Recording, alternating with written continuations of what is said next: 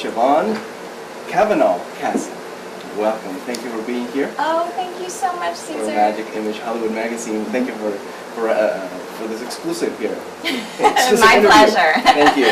Now, tell us about yourself. Give us a 411 on you, your childhood, how you grew up, and all that. Wow, 411 on me. I was born and raised in New Jersey.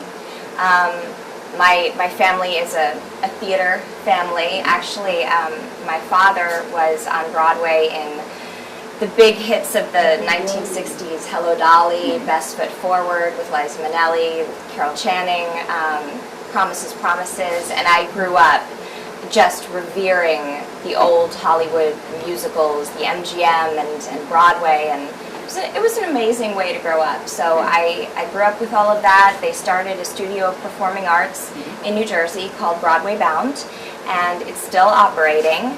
And they taught me how to sing and dance and So act. you grew up in the business. I grew up in the business. Did you Loved know the you're going to stage. stay there? Did you just loved it so much that you wanted to stay there as your career? Or did you have other dreams like, I want to be a teacher, I want to be a doctor, anything like that? For a little while, For a brief moment. Yeah, for a brief moment, I considered marine biology. I wanted to study sharks. Sharks. Sharks. Most girls who want to go to marine biology want to study dolphins.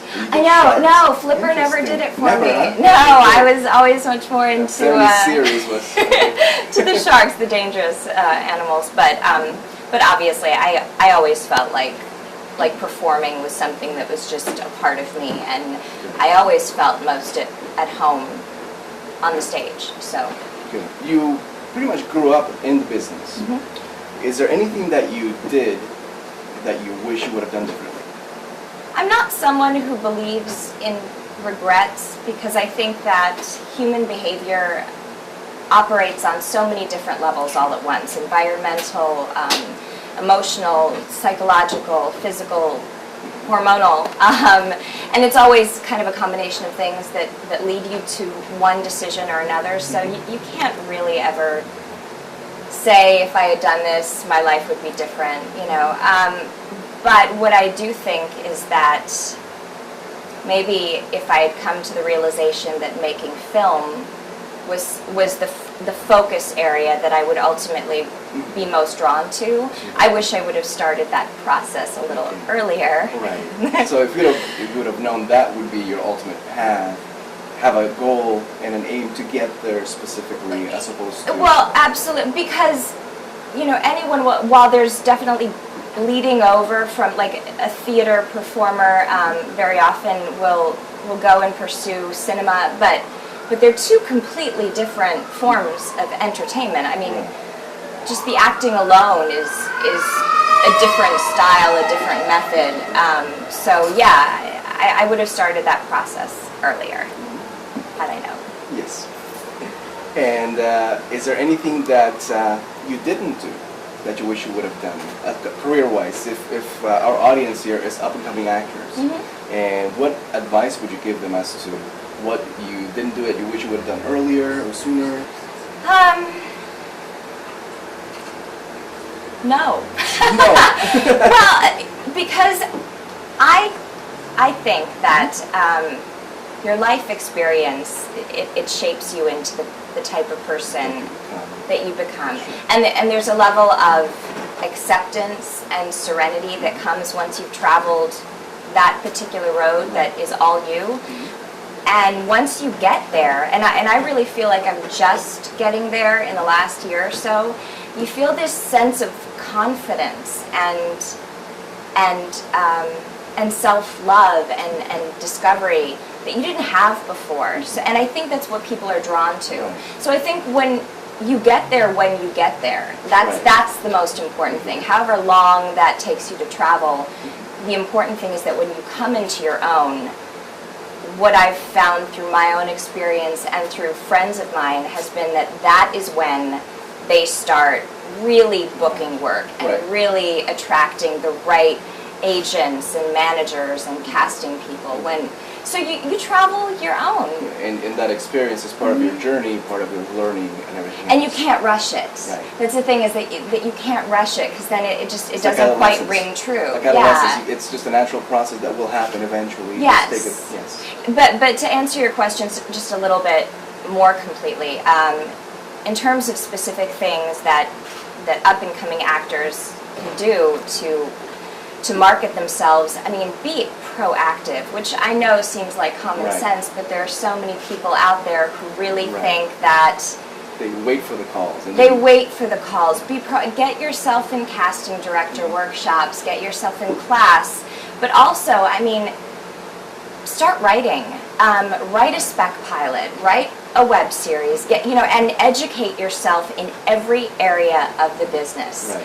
Because there's no excuse today for an actor to just be an actor. You need to know about the camera, the framing. You should know about lighting, how the business works. Even if it only improves your relationships with the people that are on set Right. with you, you're your own one-person business. I mean, you're running a business. Educate yourself in every area of filmmaking if that's really what you want to do. And just a good segue into you learning everything about the business and your latest production, Yes. Conversations with Lucifer. Yes. Tell us about that. You're the star, you're the protagonist. Tell us about the storyline and where did the inspiration come from. You're also the writer. Yes, For people I'm that didn't the know that. writer, the producer, and the lead actress. So tell me about the story and where that came from. Well, I think the story was bred kind of out of two ideas. One was that I just wasn't booking work, and this was an opportunity for me to write a role that would showcase me. Like Rocky did. It kind of like Rocky. Yeah, Stallone. Me and Sylvester were like. Yeah, you're like this. I know. Sylvester Stallone, That's it. Shevaun Kastl. At the same level. I put you at the same level. Yes. Oh, you're so lying. But I'm an actor. No, just kidding. There you go. I'm not an actor. I just play one on TV. Very good, very good. And it was also, I am a hopeless insomniac, and That helps with the business. For the I hope that changes sometime soon because I'm so exhausted all the time. But one night back in April of 2009, I couldn't sleep, and I had this idea about a woman in recovery, in early sobriety, who finds her voice and really gets honest through the conversations she has with her cat. I am the quintessential, I'm trying to redefine the cat lady is what I'm trying to do. Yeah, the modern cat lady. I'm the modern, You don't have 14 of contemporary. them. No, just one. Just one, but you're Just the cat lady. one. But yeah, I had this idea, and I literally, it was 3 o'clock in the morning, and I went to my computer and I wrote the entire script in about 10 hours, I think. I just wrote straight through. And that was pretty much the way the script stayed. I mean, I had a couple tweaks, Right. a couple of Polishing rewrites, things. but that was pretty much the way it stayed. And it tells somewhat your story up to a point. Yeah, it does. It's based on my experiences. I'm September 16th. I will be 3 years sober. Congratulations. Thank you. Thank you. So you celebrated everything. Back when I was in high school, never thought I'd be saying that. See what we were talking about, the journey. Exactly, Well, the if journey. you didn't have that experience, you could not have written this I could not have this written film. this film had I not had that experience. So there's a lot of me in there. But just like anything else, it's a film. It's what we call a black comedy. It's fictionalized, and I took artistic liberties.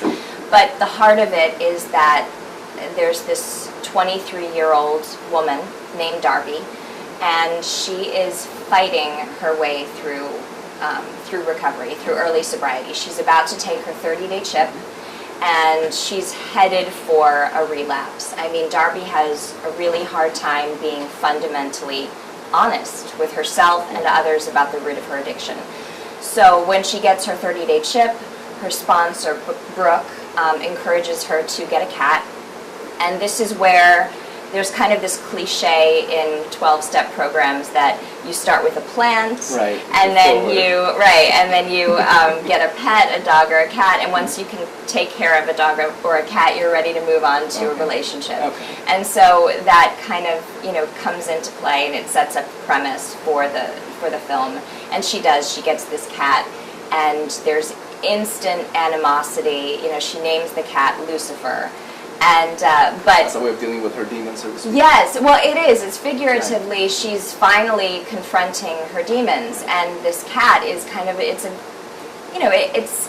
cinematic vehicle for Darby confronting the issues that really plague her, and it's told in a really funny way, and just like life is, we have moments where we laugh, we have moments where we cry, and we have moments where we do both at the same time.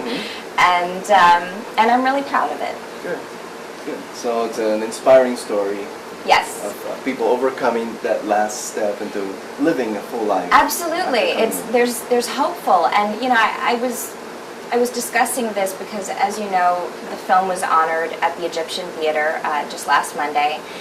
And I had a question from the audience, and I was just saying that there's so much that we can feel badly about today. I mean, you turn on the news and you hear horrible people doing horrible things. Yes. And I really wanted to bring something positive, something really hopeful to the screen. I think it's so important that we lift ourselves up. Right.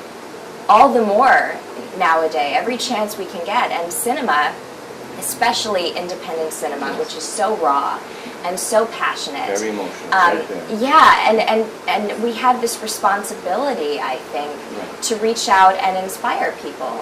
That is the power of cinema, and that is the whole basis for this script, certainly, and for the company that I just started.